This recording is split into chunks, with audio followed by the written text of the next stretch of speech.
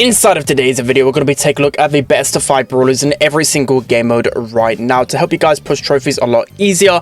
Also, a quick note, I'm not going to be including Shelly, Cordelius, or Squeak in any of these lists because pretty much they'll be in every single game mode list. So it's a little bit boring. Just go them no matter what, and you're going to be gaining trophies. The first game mode we're going to be taking a look at is Takedown. So within Takedown, there's a lot of strategies you can play, like Colt, and yeah, you can play Colt as well. Now we're going to be moving on to Showdown. So Showdown is a really skillful game mode where you can use a lot of brawlers, and in particular you can just literally use Cordelius and spin. So unfortunately, if there's not really a lot of good brawlers you can go right now, I just say go Cordelius, just spin a lot and you'll end up winning games. Okay, so now we're going to be jumping into the good stuff. The 3v3 game modes are starting off with Heist. So we're going to be starting off with Colette. Of course, Colette is a staple to the Heist meta, always really strong in at least half of the maps. Talking Bridge Too Far, Safe Zone, Kaboom Canyon, and Hot Potato. She's like the best first pick in Power League there. She's so good against everything. She gets confirmed damage about 13% with every super, and it's really hard to kill a Colette with that gotcha gadget. With Brock, it's super simple to play with him in Heist. Even since the addition of Unbreakable Walls, he's still the go-to pick pretty much everywhere because of the amount of damage that you can pull out. Whether you use 4th Rocket or use the other star power, you're guaranteed so much damage on the Heist safe. Normally, if you have Brock on your team, you're going to win. So next we have a new addition to the top 5 in the Heist, and it is Spike. So recently he got a buff to his popping pincushion and also his fertilized star power, and it's made him an absolute menace in Heist because literally with the gadget and a few attacks he can deal 60% plus with one attack. It's absolutely insane. So he's got to be really good on maps like Pit Stop, Split Second, pretty much any map that isn't really wide open. I would say kind of like Bridge Too Far, but like I said, you just need one attack with Spike and it's pretty much GG. Bonnie is another really good brawler on Heist because of course once you get your super, you've just got such a big range. You could jump pretty much from anywhere in the middle of the map straight on top of a safe, and you guarantee damage every single time.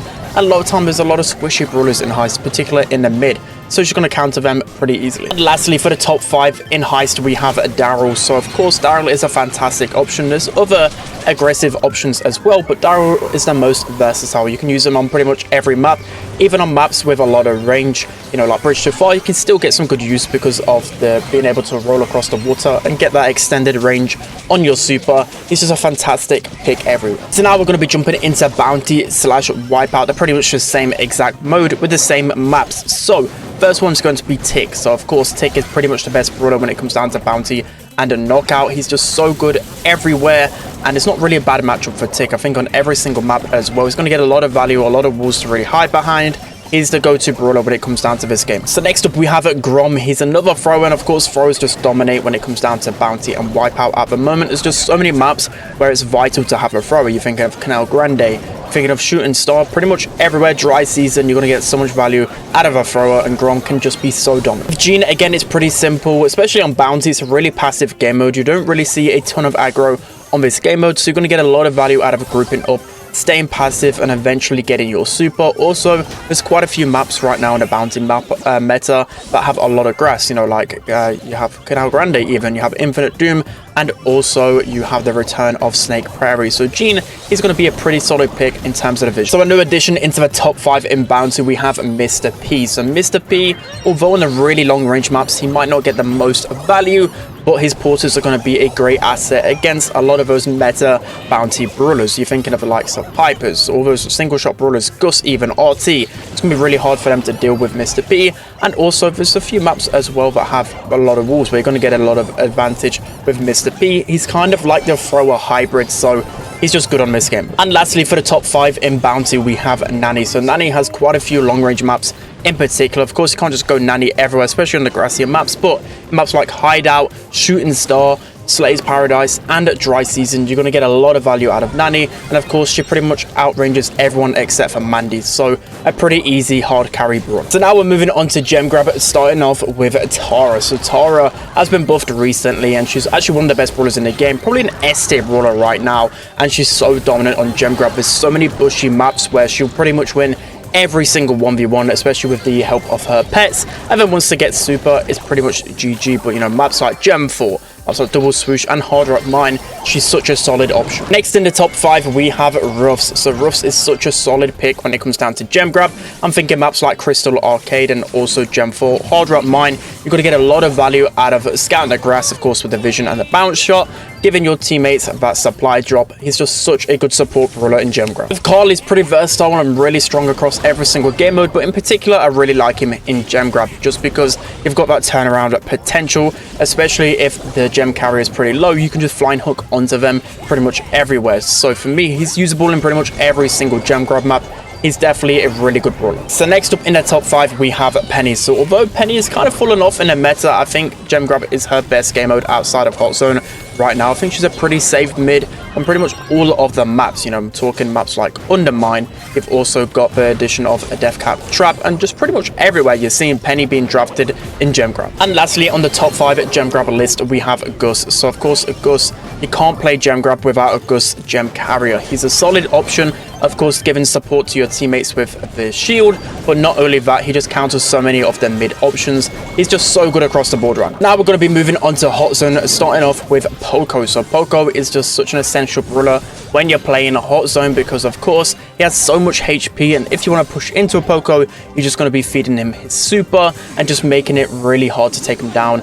Even more so, especially if he has Screeching Solo as well. Pretty much every single map you're going to be getting value out of Poco. Next up we have my favorite brawler in Hot Zone with Stu. So Stu is a fantastic option to have in Hot Zone because he's got 2 good gadgets, really versatile. You can either go with a Speed Zone, which is going to really help, especially on maps like Ring of Fire, Open Zone, and also you know, maps like Parallel Plays, or you can opt with the Breakthrough gadget, which is going to really help you out in Split. But pretty much every single Hot Zone map, Stu is the go-to pick. Next up in the top 5 we have Crow. So Crow is the top 5 brawler right now, so he's good across every single game mode, but I think he's the strongest in Hot Zone in particular because the really good thing about him, once you connect some slows, if you pair that with like a sniper or someone that can take down brawlers quickly, you're going to be able to get control of that Hot Zone a lot easier. You know, I'm thinking of maps like Open Zone, Ring of Fire, where as well your jumps are going to get a lot of value and can get you back into the game. So for me, Crow is a must-have on pretty much every Hot Zone map. Pam is moving on to the top 5 in Hot Zone right now. The addition of her mythic gear has really pushed her up in the Hot Zone meta. You can pretty much see her everywhere, you know, Ring of Fire, Open Zone. I'm thinking any kind of map where you can put that turret in a safe spot. Dueling Beetles as well, you're seeing Pam so often. And lastly, on the top 5 for Hot Zone, of course, we have Lou. So Lou isn't completely the strongest brawler in competitive, but in ladder, you can never go wrong with a Lou because you don't know what you're facing on the other side of things. Of course, the super is going to guarantee percentage all of the time, and he's just such a good shutdown brawler a lot of the time if you're cycling those supers well. So now we're going to be moving on to Brawl, which is my favorite game mode because you can play so many different brawlers. But top 5, the first one has to be Ems. So Ems is just solid across the board, especially if you're playing ladder. You're going to be able to get a lot of value out of Ems. So many tanks, and just overall there's a lot of pressure on a lot of different maps you can get with Ems. You know, so many grassy maps like Center Stage, Sneaky Fields, where she's just going to dominate. Next up in the top 5 we have Anita. So again, just like Ems, you're going to be able to shut down a lot of tanks, but not only that, you're just going to be able to get so much pressure with the Bruce Bear.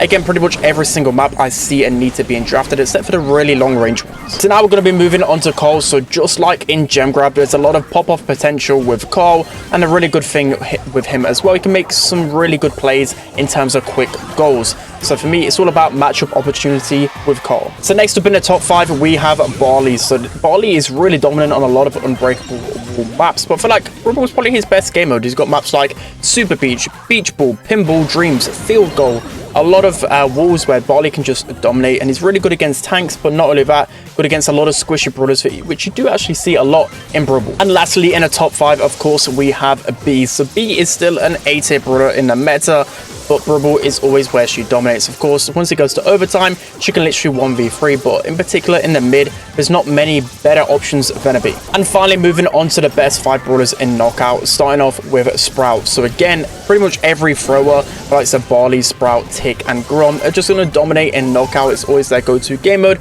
But when you're thinking of certain maps, thinking of Gold Arm, Gulch, Flame Phoenix, and also Bell's Rock, pretty much all the competitive maps, Sprout's just going to be able to dominate. There's just so much pressure with his walls. Next up, we have Tick. So it's just pretty impossible to not include a brawler like Tick on Knockout and Bounty, because most of the time, especially in Power League, if you have a Tick on your team, you're going to be able to win because it's just so good against pretty much everything, especially with his super being able to get so much pressure and confirm a lot of kills. Next up in the top 5, we have Grade. So Grade's a fantastic brawler in Knockout and Bounty in particular, especially since the buff to his fake injury stop power. But not only that, his Walking Cane gadget can counter so many different brawlers, especially on a map like Bell's Rock, and also he's really good into throwers as well. Grade is a fantastic option right here. Next up on the top 5, we have RT. So RT is pretty solid on really defensive game modes, but Knockout is where he shines, because especially once the gas closes in, he's going to be able to get a lot of value out of his split. But not only that, you're going to be able to get a lot of value just out of the way his mechanics work. Once you get one tap onto a brawler,